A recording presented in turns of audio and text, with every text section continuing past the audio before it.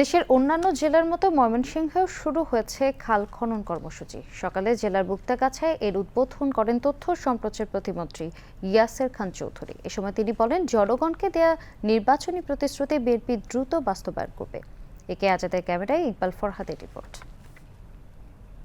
সকালে মুক্তাগাছায় খাল খনন কর্মসূচির উদ্বোধন করেন ইয়াসের খান চৌধুরী। দুর্যোগ ব্যবস্থাপনা অধিদপ্তর এই কর্মসূচি বাস্তবায়ন করছে। খনন করা খালের দুপারে বন বিভাগের বৃক্ষরোপণ কর্মসূচিরও উদ্বোধন করেন তিনি। একই সঙ্গে খালে মৎস্য বিভাগ কর্তৃক মাছের পোনা অবমুক্ত করেন।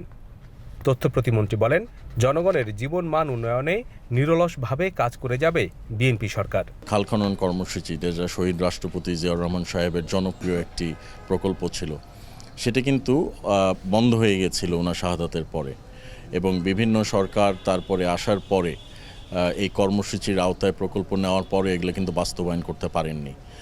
মাননীয় প্রধানমন্ত্রী তারেক রহমান সাহেব আজকে সারা বাংলাদেশে অন্তত একটি উপজেলা হলেও, প্রত্যেক জেলায় একটি উপজেলা করে হলেও আমরা খাল খনন কর্মসূচি আজকে একযোগে আমরা উদ্বোধন করলাম।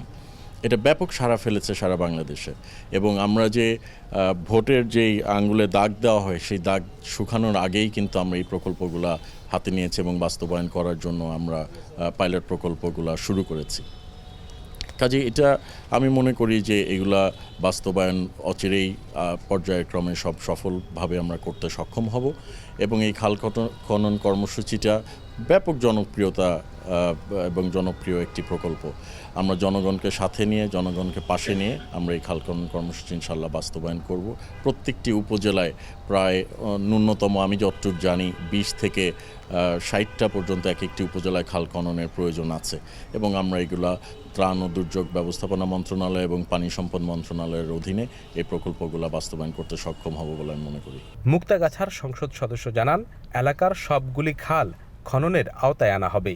সরকারের পাশাপাশি দলীয়ভাবেও খাল খননের উদ্যোগ নেওয়া হবে। আমরা রাষ্ট্রীয়ভাবে যে খাল খনন হবে সেটার পাশাপাশি আমরা আমাদের দলীয়ভাবেও খাল খনন করব। আমাদের প্ল্যানে আমরা মুক্তাগাছায় অ্যাটলিস্ট প্রতিটা ইউনিয়নে একটা করে খাল খনন করব, যেগুলো খাল আছে ওইগুলো থেকেই। আর এটা মানুষের মধ্যে একটা ব্যাপক সাড়া পড়বে। প্লাস পাশাপাশি যেটা সবচেয়ে বড় কাজ যেটা হবে সেটা হলো যে আমাদের ইরিগেশনের জন্য এটা একটা বিশাল হেল্প করবে। ময়মনসিংহ সদরের সংসদ সদস্য জানান, এসব কর্মসূচিতে সকল শ্রেণী পেশার মানুষকে সম্পৃক্ত করার উদ্যোগ নেওয়া হয়েছে। আমার সদর আসনে ইতিমধ্যেই 10টি খাল খনন এবং পূর্ণকরণ করার জন্য আমি তালিকাভুক্ত করেছি। ঈদের পরেই 2টি খালের কাজ শুরু হবে, খননের কাজ। ভিকি এবং রামচন্দ্র 2টি খাল খনন করা হবে। এলাকায় বিত্তমান ব্যক্তিদেরকে আমরা ডাকবো, তাদেরকে নিয়েও এই গণমানুষের সুবিধার জন্য পানি নিষ্কাশন এবং পানি আটকে রাখার ব্যবস্থার জন্য তাদেরও সহযোগিতা আমরা নেব। তাদেরকে সংবদ্ধভাবে এগিয়ে আসার জন্য আমরা চেষ্টা করব। আমাদের এলাকায় 2জন মাননীয় প্রতিমন্ত্রী মহোদয়রা আছেন, তাদের সহযোগিতায় আমরা আমাদের এই খাল কাটা কর্মসূচি থেকে শুরু করে জনাব তারেক রহমানের প্রতিশ্রুত 31 দফা এবং 8 দফা বাস্তবায়নে, এবং আমাদের স্থানীয়ভাবে আমরা ইশতেহার ঘোষণা করেছি, সেগুলো বাস্তবায়ন করার জন্য সকল সমাজের সহযোগিতা চাই। এদিকে খাল খনন কর্মসূচিকে ঘিরে পুরো এলাকায় তৈরি হয় উৎসবের আমেজ। পানি আটকা থাকে, বাড়িঘর তলায় যায়, এই জন্য খাল খনন করার জন্য আমরা বলেছি। শহরের পানি আসে, পুরা শহরের পানি আসে এই দিক দিয়ে, আরও অন্য দিক থেকেও পানি আসে, আমরা ঘর ফসল ক্ষয়ে যায়, তা বাড়িঘর নষ্ট হয়ে যায়। এই জন্য আমরা খাল খনন করার জন্য তাদের কাছে আমরা রিকোয়েস্ট করছি যাতে আমাদের খালটা কাটা দেয়। ছোট আস্তে আস্তে বইরা গেছে, বইরা যাওয়ার কারণে সরকারিরা কোনো কাজ করে না দেখাই এরকম বইরে গেছে। এখন বলা হয়েছে, এখন তারা কাজ করলে আমাদের সুযোগ সুবিধা হবে।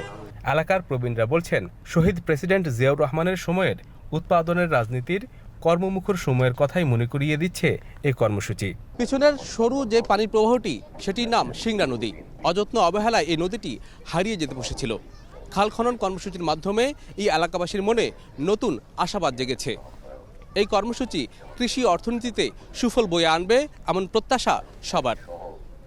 ময়মনসিংহের মুক্তাগাছা থেকে ইকবাল ফরহাদ, বিটিভি নিউজ।